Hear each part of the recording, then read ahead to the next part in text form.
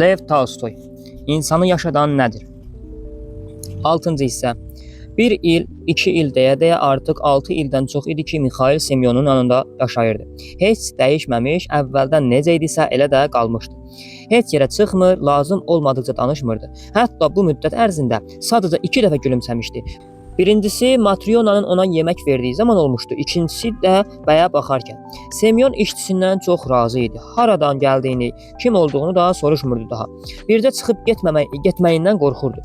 Evdə olduqları bir gün evin xanımı sobaya odun salır, uşaqlar da oturacaqlarının yanınca qaçışır. Pəncərədən həyəti seyr edirdilər. Semyon bir pəncərənin önündə əyləşib tikişlə məşğul olurdu. Mikhail də bir başqa pəncərənin önündə ayaqqabının tabanlarını hamarlayırdı. Uşaqlardan biri divanın üzərindən qaçaraq Mikhailə yaxınlaşdı və çiyninə söykənərək pəncərədən çölə baxdı. Mikhail əmi, bax bir tacir xanımı buraya gəlir. Yanında da qızları. Qızlardan birinin ayağı axsaqdır. Uşaq bunu deyən kimi Mikhail əlindəki işi bir tərəfə qoyub çölə baxdı. Semyon buna təəccüb etdi. Heç vaxt çölə baxmayan Mikhailin bütün diqqəti indi pəncərəyə yönəlmişdi. Semyon da baxdı. Həqiqətən də yaxşı geyinmiş bir qadın əyinlərində kök, başlarında qalın şərf olan 2 qız uşağının əlindən tutmuşdu. Həyətə tərəf addımlayırdı. Qızlar bir-birinə elə çox bənzəyirdilər ki, onları fərqləndirmək imkansız idi. Sadəcə birinin sol ayağı axsayırdı. Qadın darvazadan keçib qapının girişinə doğru gəldi. Dəstəyindən tutub qapını açdı. Öncə qızlarını daxmanın içərisinə saldı. Sonra özü girdi. Salam, xoş gəlmisiniz. Buyurun, nə lazım idi? Qadın keçib stolun arxasında əyləşdi. Buradakı adamlardan utanan qızlar analarının dizlərini qucaqladılar. Yazda geyinmək üçün qızlarıma dəri ayaqqabı tikdirmək istəyirəm. Əlbəttə tikərik.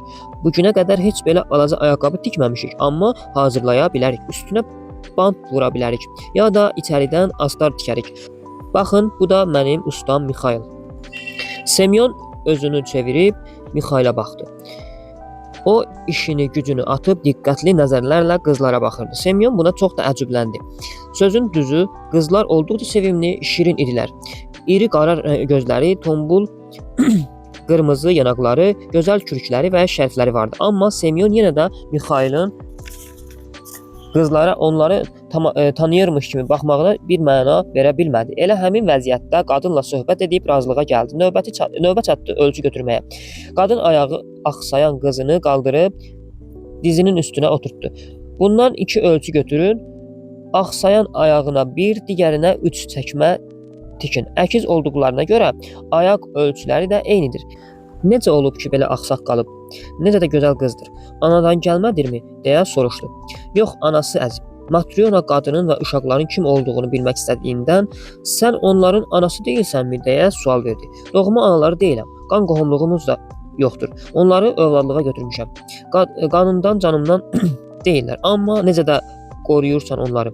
Necə qorumayım? İkisinə də süd verib böyütmüşəm. Mənim də bir övladım vardı. Yaradan aldı. Sözüm düzü, bu qızların halına yandığım qədər ona kədərlənə bilməmişdim. Onda bu qızlar kimindir? 8-ci hissə. Qadın danışmağa başladı. 6 il bundan əvvəl bir həftənin içində yetim qaldılar. Əvvəl ataları dünyasını dəyişdi. Çərşənbə axşamı dəfn elədilər. Anaları da cümə günü torpağa tapşırıldı. Atalarının ölümündən 3 gün sonra bu uşaqlar dünyaya gəldi. Anaları da həmin gün vəfat etdi. Mən də ərimlə birgə kənddə yaşayırdım. Onlarla qonşu idik. Yan-yana idi həyətlərimiz. Ataları kəndli adam idi. Meşədə işləyirdi. Bir gün yazıb kişinin üstünə ağac açdı. Əzilmiş içalatı dağılmışdı. Evə gətiriləndə yoldaca ruhunu Allaha təslim etdi. Arvadı da həmin həftə bu əkizləri dünyaya gətirdi. Yoxsul idi. Nə yaşlı, nə gənc bir qohumu vardı. Tək başına dünyaya gətirdi. Tək başına da öldü. Səhər getdim qonşumu görməyə. İçəri girdim. Bədbəxtin bədəni buz kimi idi. Can verən yerdə bu qızcığazın üstünə düşübmüş. Onda ayağı əzilib uşağın. Hamı yığışdı, yuyub sonra da dəfn elədilər. Hamısı yaxşı insanlar idi. Qızlar da kimsəsiz qalmışdı. Kim baxacaqdı onlara? Kənddəki qadınların arasında körpəsi olan bir mən idim. 8 həftə əmildirə bildim körpəmi. Qızları bir müddətlik götürdüm. Kəndlilər yığışıb körpələri kimə verəcəklərini müzakirə etdilər və mənə dedilər. Maria, hələlik qızlar sənin yanında qalsın. Sonra bir yol taparıq. Sağlam qız əmildirdim Sağlam qızı əmizdirdim, ayağı əzilən qızı isə yox. Mənə elə gəlirdi ki, yaşamaz. Sonra düşündüm ki, bu mələyin nə günahı var? Onu da əmizdirməyə başladım. Beləcə həm öz körpəmi, həm də bunları əmizdirdim. Üçünü də öz südümlə bəslədim. Gənc idim, sağlamlığım, güc qüvvətim yerində idi. Yeməyimiz də bol idi. Allah mənə elə çox süd vermişdi ki, bəzən daşırdı. Vaxt olurdu, ikisini birdən əmizdirirdim, üçüncünü gözlədirdim. Biri doyanda o üçüncüyə süd verirdim. Yaradanın istəyi idi bunları əmizdirməyim. Öz körpəmi isə 2 ildən sonra torpağa tapşırdım. Başqa uşaq vermədi mənə Allah. Sərvətimiz getdikcə çoxaldı. İndi bir tacirin dəyirmanında yaşayırıq. Ərimin maaşı yaxşıdır, yaxşı keçinirik. Amma övladımız yoxdur. Necə sevməyim bunları? Gözümün nurudurlar. Qadın bir əli ilə axsaq qızı özünə sarı çəkdi. Digər əli ilə yanaqlarından süzülən göz yaşlarını sildi. Matriona dərindən nəfəs aldı. Atalarımız əbəs yerə deməyib, insan atasız, anasız yaşaya bilər, amma Allahsız yox. Qadın bunları danışdıqdan sonra getdi. Ev sahibləri onu yola salıb Mixailə baxdılar. Mixail əllərini dizlərinə qoyub oturmuşdu. Yuxarı baxaraq gülümsəyirdi. 8-ci hissə. Semyon Mixailə yaxınlaşıb, "Nə olub sənə?" deyə soruşdu. Mixail işini qırağa qoyub ayağa qalxdı. Önlüyünü çıxartdı və ev sahibinə təzim edərək dedi: "Bağışlayın məni. Allah məni bağışladı, siz də bağışlayın." Ev sahibləri Mixailin ətrafına işıq saçdığını gördülər. Semyon da Mixailə təzim etdi və dedi: "Mixail, sənin adi insanlardan biri olmadığın bəllidir. Sənə mane ola bilmərəm. Sorğu-suala da çəkə bilmərəm. Mənə təkcə bir şey maraqlıdır. Səni tapıb evə gətirdiyim o gün niyə elə kədərli idin? Arvadım sənə yemək verəndə gülümsədin, üzün işıqlandı. Sonra o bəy çəkmə sifariş verməyə gələndə bir də gülümsədin və üzün daha da çox işıqlandı. İndi də qızları ilə gələn qadını görüb 3-cü dəfə gülümsədin. Ətrafına işıq saçırsan. Artıq söylə mənə Mixail, üzün niyə getdikcə işıqlandı və niyə 3 dəfə gülümsədin?" Mixail cavab verdi: "Üzüm 3 dəfə işıqlandı. Bunun səbəbi Yaradanın məni cəzalandırdıqdan sonra bağışlamağıdır. 3 dəfə gülümsədim. Bunun səbəbi isə odur ki, Allahın 3 əmrini öyrəndim. İlk əmri sənin arvadın mənə mərhəmət göstərdiyi zaman öyrəndim. Buna görə gülümsədim. İkincisini varlı adam çəkmə sifariş verəndə öyrəndim və ikinci dəfə gülümsədim. Qızları görəndə isə 3-cü əmrini öyrəndim və son dəfə gülümsədim." Semyon yenə sual verdi: "Söylə mənə, Mixail, Allah səni niyə cəzalandırdı və onun 3 əmri nədir? Söylə, mən də bilim. Yaradan məni sözünə qulaq asmadığım üçün cəzalandırdı. Mən cənnətdə bir mələk idim. Bir qadının ruhunu alım deyə məni yerə göndərdi. Yer üzünə endim, getdim qadının yanına. Tək tənha uzanmışdı. Əkiz uşaqları dünyaya gətirmişdi. 2 qız uşağı. Qızlar analarının yanında qıvrılırdılar. Biçara qadın isə onları əmizdirə bilmirdi. Məni görən kimi başa düşdü ki, ruhunu almağım üçün Yaradan tərəfindən göndərilmişəm. Ağlayıb yalvarmağa başladı. Ey Allahın mələyi, ərimi yenicə bastırıblar. Ağac altına qalıb əzildi.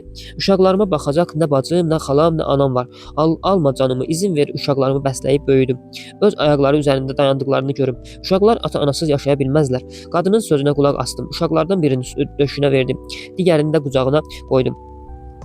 Sonra göyə yüksəldim. Allahın huzuruna çıxıb belə dedim: Rəbbim, yenicə doğulmuş bir ananın canını ala bilmədim. Ata ağac altında qalıb ölüb.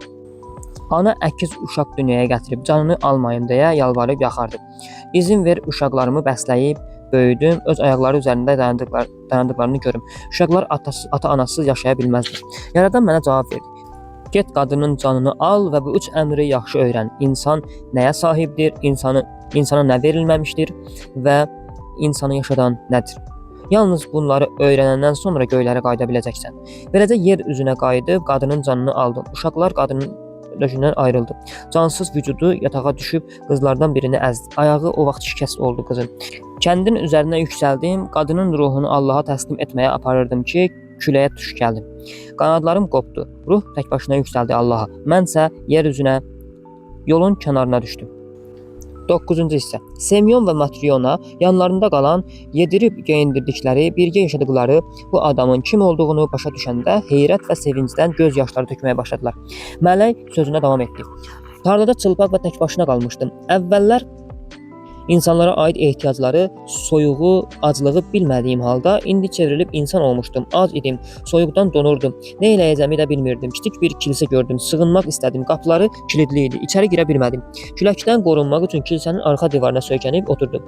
Axşam oldu, çox acımış və üşümüşdüm. Hər yerim ağrıyırdı. Birdən yola Yolda əlində bir cüt çəkmə ilə gəzən, öz-özünə danışan bir adam gördüm. İnsan olandan sonra ilk dəfə bir ölümlü ilə qarşılaşdırdım. Üzü qəribə, qorxulu görünürdü mənə.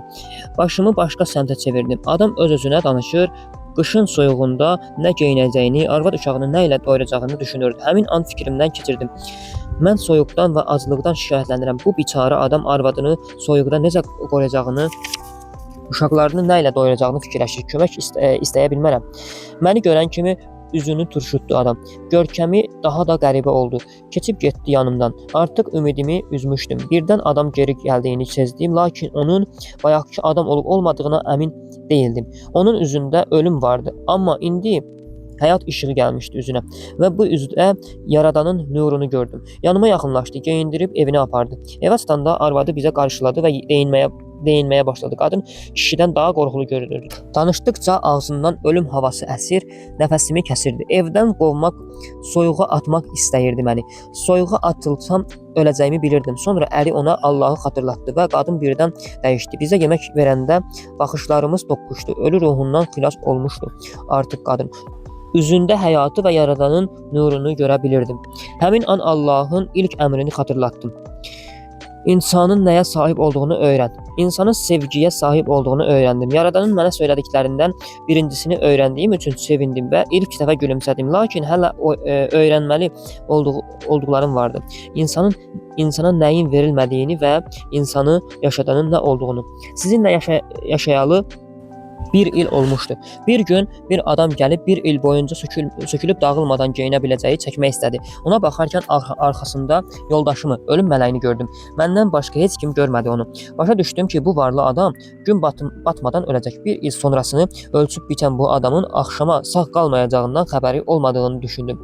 O an ardınca Allahın digər əmrini xatırlatdım. İnsana nəyin verilmədiyini öyrəndim.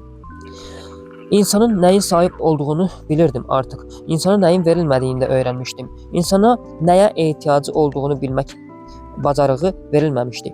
Onda ikinci dəfə gülümsədim. Mələk yoldaşını gördüyüm və Allahın ikinci əmrini öyrəndiyim üçün sevinmişdim. Amma hələ də başa düşmədiyim bir şey vardı. İnsanın yaşadanın nə olduğunu öyrənə bilməmişdim. Yaradanın mənə bu son əmri öyrədəcəyi günü gözləyərək həyatımı davam etdim. 6 il keçdikdən sonra bayaqki qadın əkizləri ilə birgə buraya gəldiyi zaman qızları tanıdım. Necə yaşadıqlarını öyrənəndə bunları düşündüm. Uşaqların yaşaya bilməsi üçün anaları yalvarıb yaxarmışdı. Mənə düşünmüşdüm ki, ata-anasız yaşaya bilməzlər. Halbuki başqa bir qadın bəsləyib böyüdüb onları.